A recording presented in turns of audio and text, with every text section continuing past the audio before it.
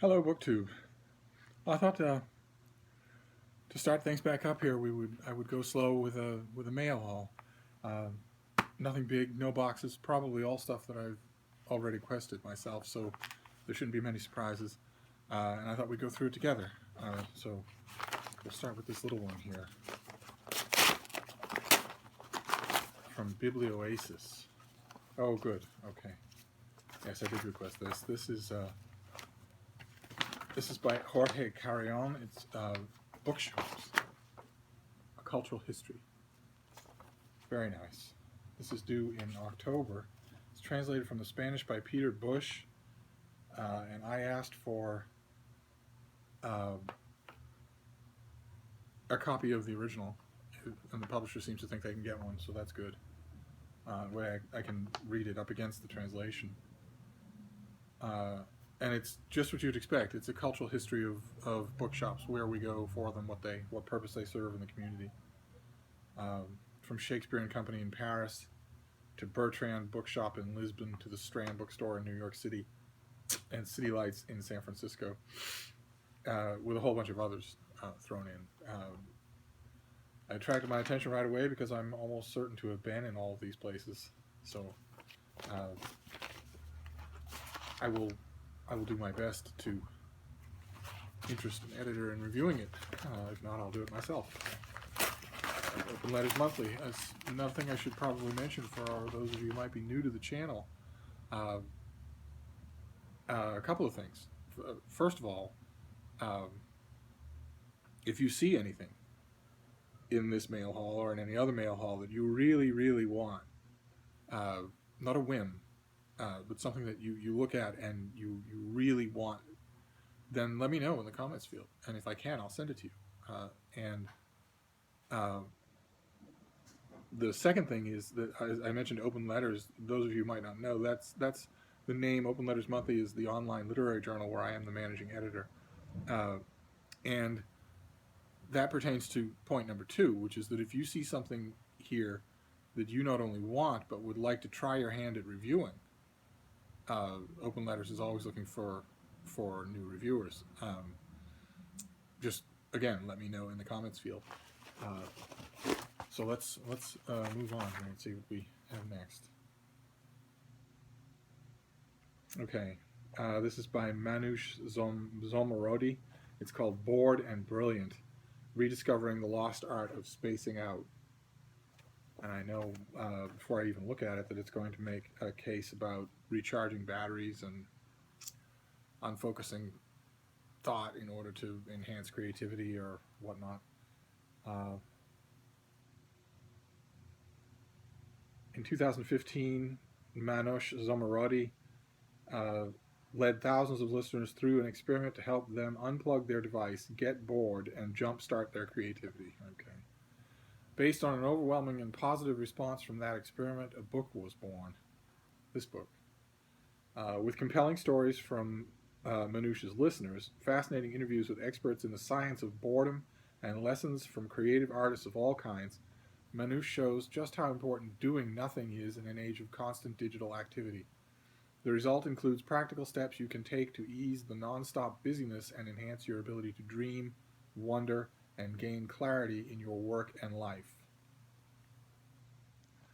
Okay, so I will read this. No pub sheet, but then again, I really don't need much more than that. This comes out in September, and I will read it and see what the author has to say. But the premise is hogwash. It's pure sheep dip. Your brain thrives on activity, not inactivity. Inactivity creates plaque. Inactivity causes your brain to work poorly, to weaken. And it also causes you to weaken as a person. As usual, this book, I think, I'll read it to make sure, but as usual, it seems to be trading on misapprehensions that we've seen on this channel before about the difference between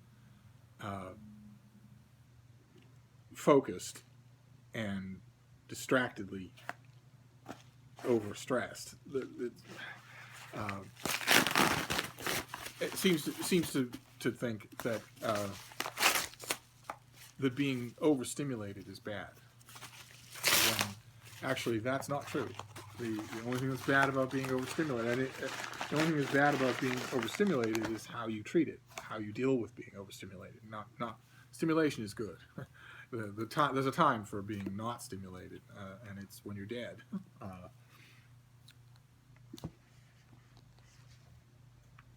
Okay.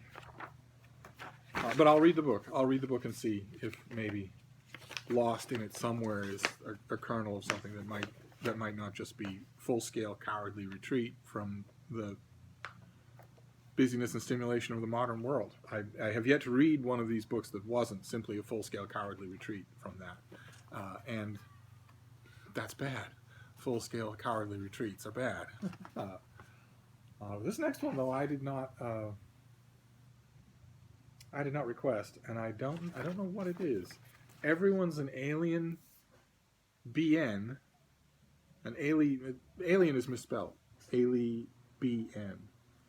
When yours is misspelled as well. Someone's using a Twitter abbreviation, but that's not English. An Alien BN2, a book by Jomny Sun. It's heavily illustrated. It's, something tells me this is not intended for children, which, if true, is really going to be annoying. The systematic misspelling leads me to think there's a joke that I'm not in on, but I will read it and see, or read about it. It has blurbs from Lin-Manuel Miranda, Patton Oswalt, and Joss Whedon. Okay. All right, so this is due in late June. What does the pub sheet have to say about it? Oh, I already know.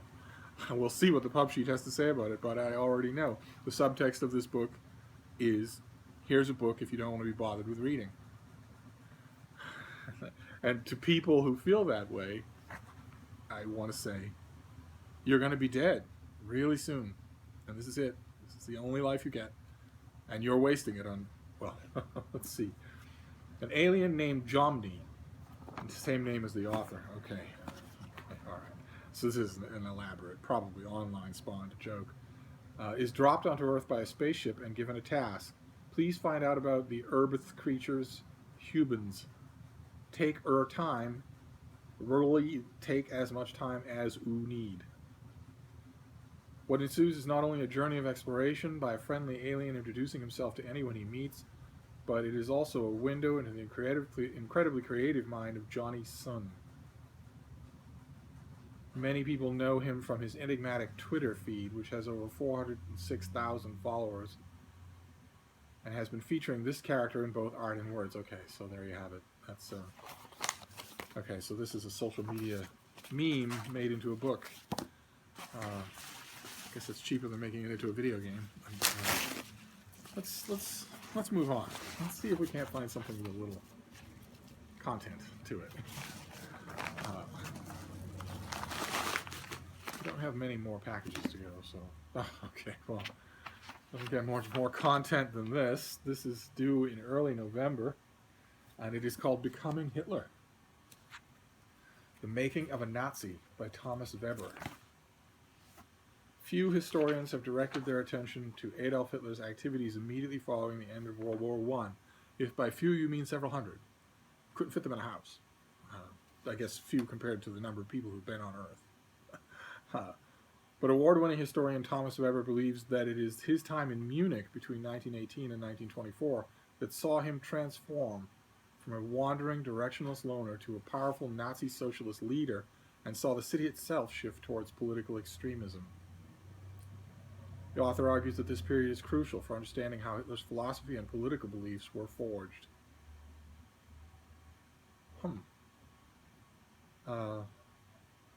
How and why did Hitler undergo this radical transformation? Great. Okay, I'm sold.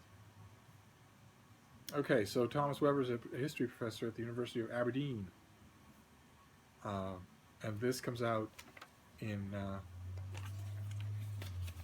the fall, so plenty of time. There's a couple of other books on Hitler coming out in the fall. Maybe I can somebody in a roundup of that. All right, good. So let's move on. Becoming Hitler. That's a good topic. Yeah. All right. Next one is Beren and Luthien by J.R.R. Tolkien. And these lovely standalone hardcovers with illustrations by Alan Lee. I don't know how much detail you're going to be able to see. It's pitch dark and freezing cold here in Boston in June. But I do like, some of you would be familiar with his illustrations of the one-volume Lord of the Rings. This is Christopher Tolkien's zombified reconstruction of the lay of Beren and Luthien that has such a central role in Lord of the Rings, and that has its own separate section in the Silmarillion. The tale of Beren and Luthien was, or became, an essential element in the evolution of the Silmarillion. Returning from France and the Battle of the Somme at the end of 1916, Tolkien wrote the tale in the following year. Essential to the story and never changed is the fate that shadowed the love of Beren and Luthien, for Beren was a mortal man and Luthien was an immortal elf. Her father, a great elvish lord, in deep opposition to Beren, imposed on him an impossible task that he must perform before he might wed Luthien. This is the kernel of the legend, and it leads to the extremely heroic attempt of Beren and Luthien together to rob the greatest of all beings, Melkor, called Morgoth, the Black Enemy, of a Silmaril. It's one of my favorite parts of the Silmarillion, and I liked it for the high pathos, the high poetry of the part that it plays in the Silmarillion. Not, as friends of mine joked, because it stars a great big dog. Let's see, you can actually see the dog there on the cover. That wasn't the only reason. Although I had to chuckle. Tolkien makes a very medieval-esque big deal out of the occasion when the dog actually speaks English. No, I always find such moments funny and fascinating, because like the medieval folklore about how on the midnight on Christmas Eve, all the animals can speak and be understood by all their humans. The stories like that have always fascinated me. I don't have any trouble understanding dogs. 365 days a year. Anyway, let's see what this next one is. That's nice, Beren and Luthien. That's a nice. Did I say when this came out? I want to write this up. Oh, it's out already. Okay, all right. And then the next one is from Harvard University Press. I didn't request it, but I actually have been looking forward to this. This comes out in a couple of weeks, but it won't be a strict on sale. But this is a soup to nuts analysis of viruses. What a virus is. Agents of evolutionary invention. Let's see what they had no cover copy when I first knew about it. Viruses are the most abundant biological entities on Earth. Notice they don't say life form. And arguably the most successful. They are not technically alive, but as infectious vehicles of genetic information, they have a remarkable capacity to invade, replicate, and evolve within living cells. In the last few decades, research has revealed that viruses are fundamental to the photosynthetic capacity of the world's oceans and the composition of the human microbiome. Perhaps more fascinating, viruses are now recognized as remarkable engines of the genetic innovation that fuels natural selection and catalyzes evolution in all domains of life. I find viruses absolutely fascinating, just incredibly fascinating. The kind of thing that you couldn't invent.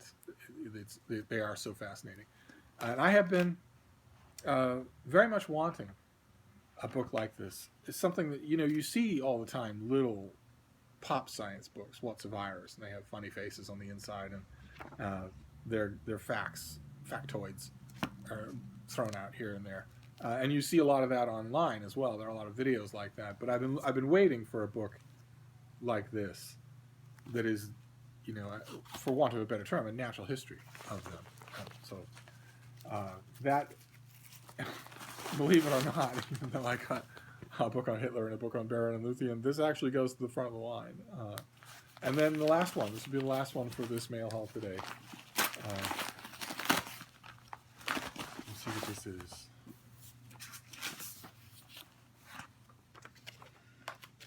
It's a thriller.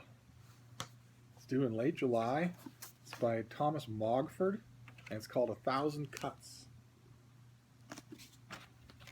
Time passes, some wounds never heal. This is from the folks at Bloomsbury. The 5th installment of the critically acclaimed Spike Sanguinetti series. 5th book. So it'll be a test. I don't know the Spike Sanguinetti series, so it'll be a test for the writer, whether or not I need to. I'm just going to start it. I'm just going to start reading it. And if I feel like I'm coming late to some sort of party, I will know that the author has failed. Is a page-turning suspense story of a bomb explosion in the 1940s, a series of brutal murders in present-day Gibraltar, and Spike's mysterious new client, Christopher Massetti. On the hook for harassing a wealthy and respected Gibraltian and a slew of past convictions, Massetti's arrival in Spike's life not only complicates his career, but also tests Spike's loyalty to the people around him. Notice the common grammatical mistake in that sense. On the hook for harassing a wealthy and respected Gibraltian, Massetti's arrival in Spike's life, but Massetti's arrival is not on the hook for anything. That the phrase means Massetti, not Massetti's arrival. It's a common thing. People do it all the time. I see it in books all the time now, more so than I ever did before, because books don't have editors anymore. So that's a shame. They either don't have editors, or even worse, the editors they have don't know it's a mistake, and probably do it themselves. So what is this? This takes place on Gibraltar. Now that's new. Thomas Mogford has worked as a journalist for Time Out and as a translator for the European Parliament. He was shortlisted for the CWA Debut Dagger Award for Best New Crime Writer in 2013. Lives with his family in London. Okay. All right. Well, I'm gonna give it a try. I've been consuming thrillers and murder mysteries. I'm gonna give it a try, and I'm gonna see if Thomas Mogford carries me along. See if I get to page 25 and Spike says, well, you know how I feel about mangoes, and no more is said about it at all, then I will know that it's a party I'm not invited to. But I hope not.